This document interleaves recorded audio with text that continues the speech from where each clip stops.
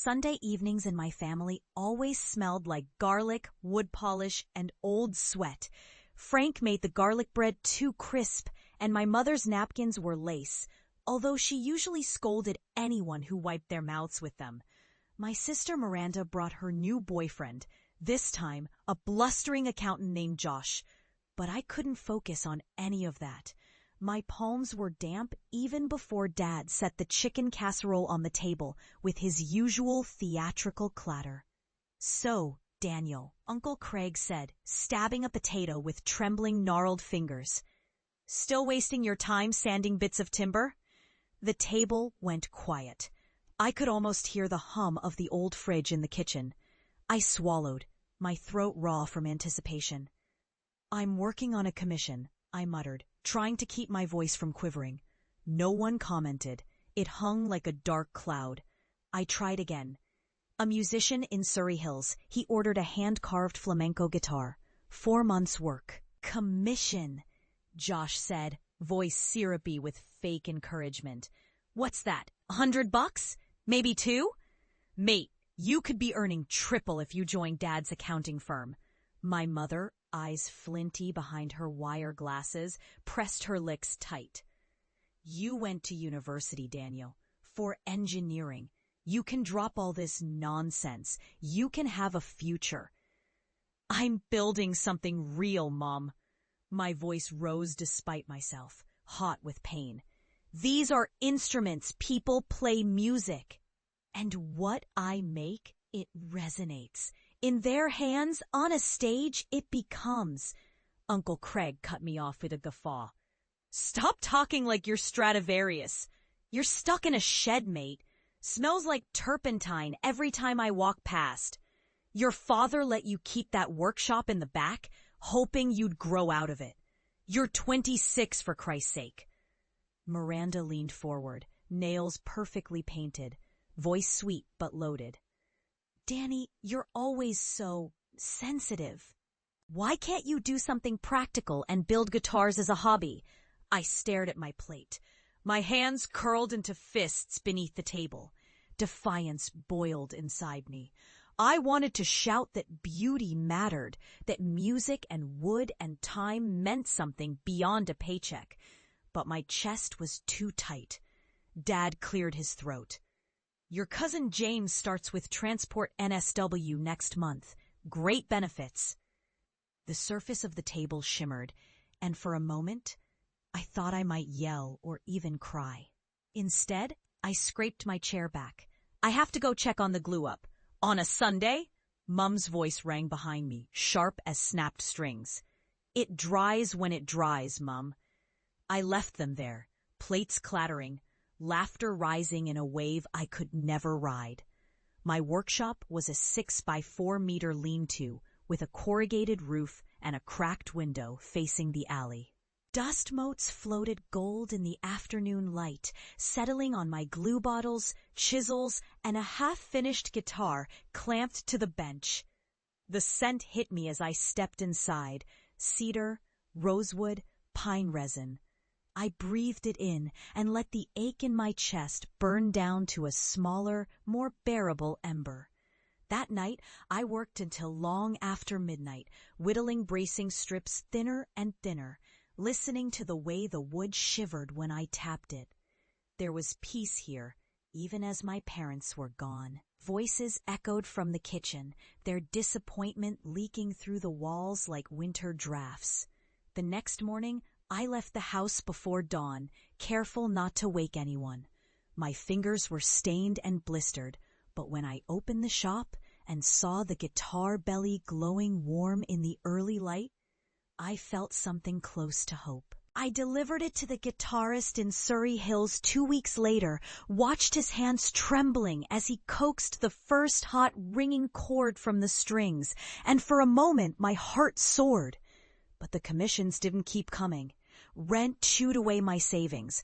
I tried gigs in other woodworking shops, fixed crooked doors, even stretched to repairing an old violin for a street busker named Luis. I made do, but there were days when I went to the bakery and walked back out again.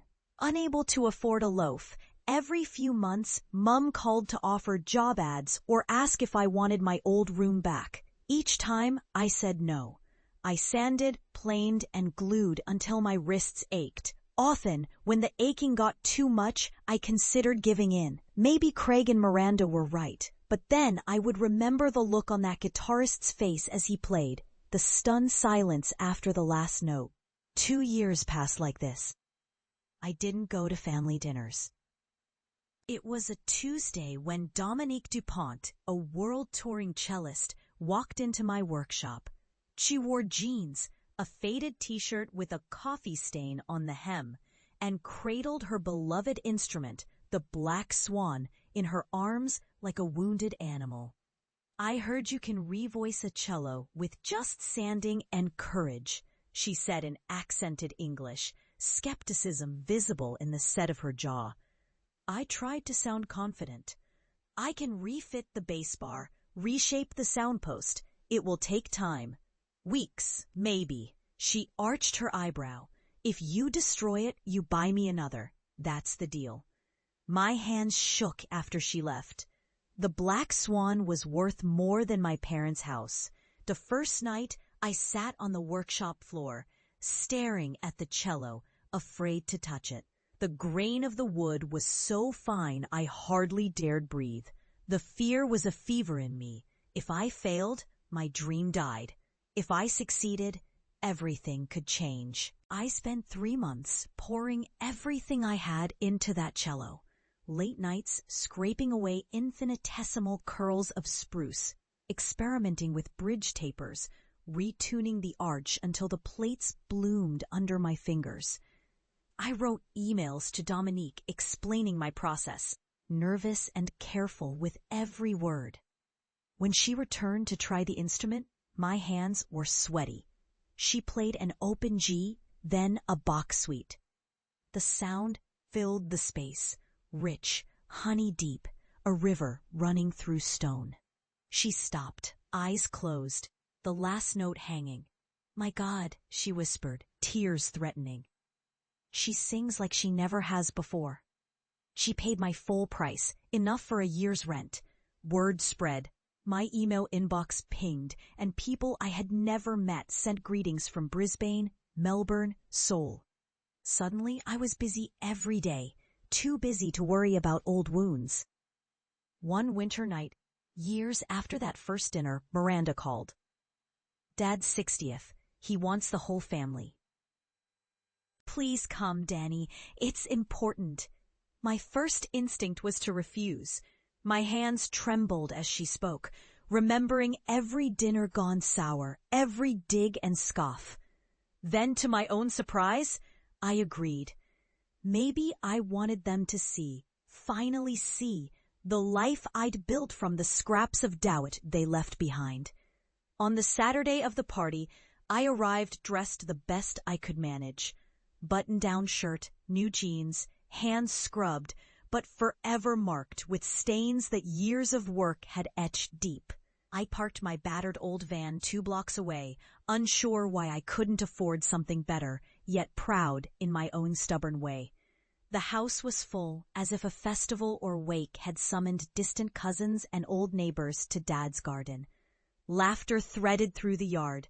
Someone strummed a half-tuned guitar near the barbecue.